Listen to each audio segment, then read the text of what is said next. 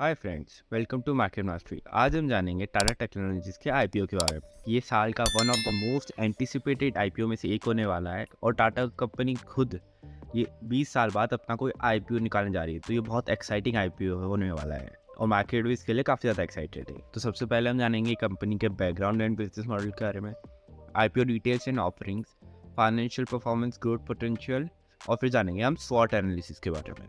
बात करते हैं कंपनी के बैकग्राउंड एंड बिजनेस मॉडल का है। टाटा टेक्नोलॉजीज को फाउंड करा गया था 1989 में एज टाटा मोटर्स की सब्सिडरी और तब से ये कंपनी एक मार्केट लीडर बनी है इंजीनियरिंग सर्विसेज आउटसोर्सिंग में और ये ऑपरेट करती है 30 से ज़्यादा कंट्रीज में। टाटा टेक्नोलॉजी एक global engineering and design company है जो कि अपनी सर्विसेज प्रोवाइड करती है automotive, aerospace and industrial machinery manufacturing में।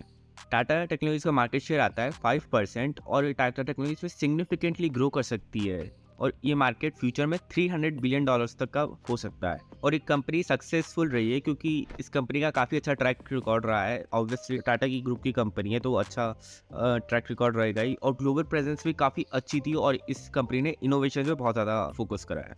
अब बात करते हैं कंपनी के की क्लाइंट्स की। कंपनी के की क्लाइंट्स होते हैं Tata Motors, Jaguar land rover भी इसमें टाटा मोटर्स ही ओन करता है। बाकी आते हैं Airbus, Boeing, Rolls Royce, caterpillar और जॉन डेयर।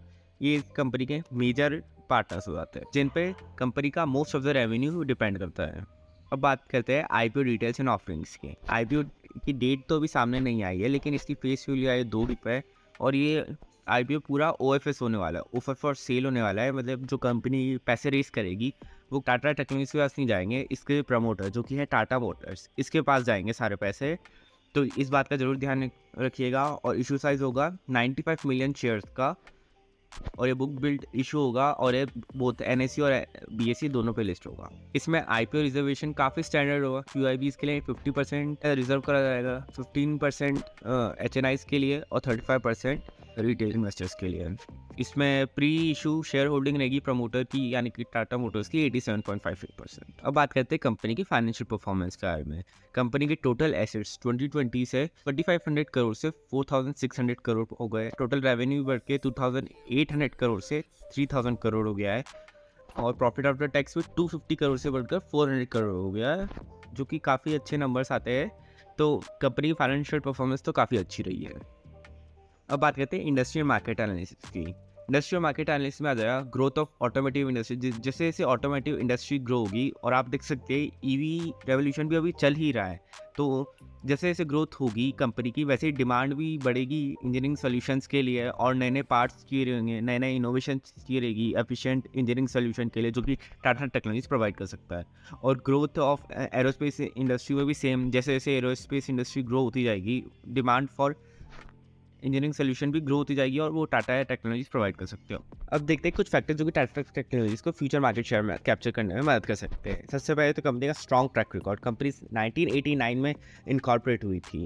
कंपनी भले ही अपना आईपीओ अभी ला रही हो लेकिन कंपनी काफ़ी पुरानी है और इसने अपने पास कस्टमर्स को अच्छे से सेटिस्फाई करा है और कंपनी का अपने टाटा का ब्रांड नेम भी है, तो ये कंपनी को काफ़ी रिलायबल कंपनी बनाया जाता है। कंपनी की ग्लोबल रीच आप जान सकते हो, कंपनी 30 से ज़्यादा कंट्रीज में मौजूद है। कंपनी को काफ़ी अच्छी कॉम्पिटिटिव एडवांटेज देता है और कंपनी इनोवेशन पे भी काफ़ी ज़्यादा फोकस कर रही है।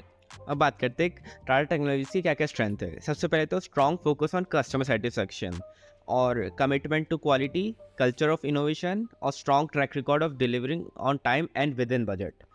ये सारे हो जाते हैं इसके स्ट्रेंथ। अब बात करते हैं कंपनी के स्वॉट एनालिसिस की। तो इसमें स्ट्रेंथ में आ जाती है कंपनी का strong brand reputation and track record of innovation, क्योंकि ऑब्वियसली टाटा ग्रुप की कंपनी है तो काफ़ी अच्छी ब्रांड रेपुटेशन है और ग्लोबल रीच है। ये 40 से ज़्यादा कंट्रीज में मौजूद है और deep expertise in engineering, manufacturing and IT services और इसके स्ट्रॉन्ग कस्टमर रिलेशनशिप है और कमिटमेंट टू सस्टेनेबिलिटी है।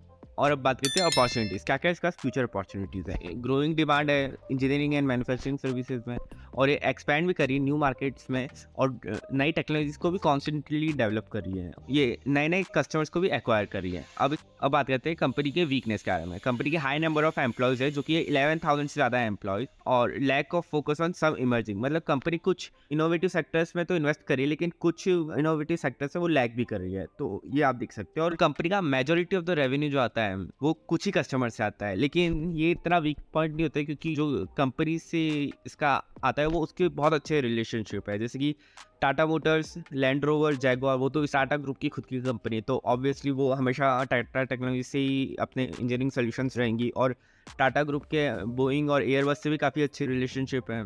तो आप देख सकते हैं कि ये इतना बड़ा इशू नहीं होगा। अब देखते हैं थ्रेट्स क्या क्या है। Competition from global player, company को ग्लोबल प्लेयर से काफ़ी अच्छा कंपटीशन मिल सकता है। इकोनॉमिक डाउनटर्न, अगर इकोनॉमी थोड़ी सी भी स्लो डाउन होती है यूएस की या अदर कंट्रीज़ में, जैसे कि रिसेशन आता है, तो इस कंपनी को बहुत ज़्यादा असर पड़ सकता है।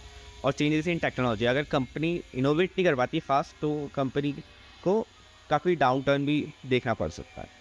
तो हमारी फाइनल राय यही रहेगी कि कंपनी बहुत अच्छे से वेल पोजीशन्ड है, कंपनी का फ्यूचर भी काफ़ी अच्छा दिख रहा है, तो आप अच्छे से इन्वेस्ट कर सकते हैं। और जहाँ तक बात रही कंपनी की, रिलायंस कुछ ही क्लाइंट्स पे है, तो वो कंपनी के Tata Motors, land rover, Jaguar, तो वो टाटा मोटर्स की खुद की कंपनीज है। और एयरबस और बोइंग के साथ भी टाटा ग्रुप के अच्छे रिलेशनशिप है, तो ये कंपनी फ्यूचर में इन्वेस्टर्स को काफ़ी अच्छा रिटर्न दे सकती है। और अगर आप इस कंपनी को लिस्टिंग इन के लिए इन्वेस्ट करना चाहते हैं तो हम आपके लिए, जैसे ही इस कंपनी का पूरा आईपी डिटेल रिलीज होती है और जीएमपी एक बार फाइनल हो जाता है, तो हम आपको एक और वीडियो बना के भेज देंगे। So guys, thank you so much for watching this video. अगर ये वीडियो आपको पसंद आया है तो वीडियो को लाइक, कमेंट, शेयर और सब्सक्राइब जरूर कीजिएगा। So guys, thank you.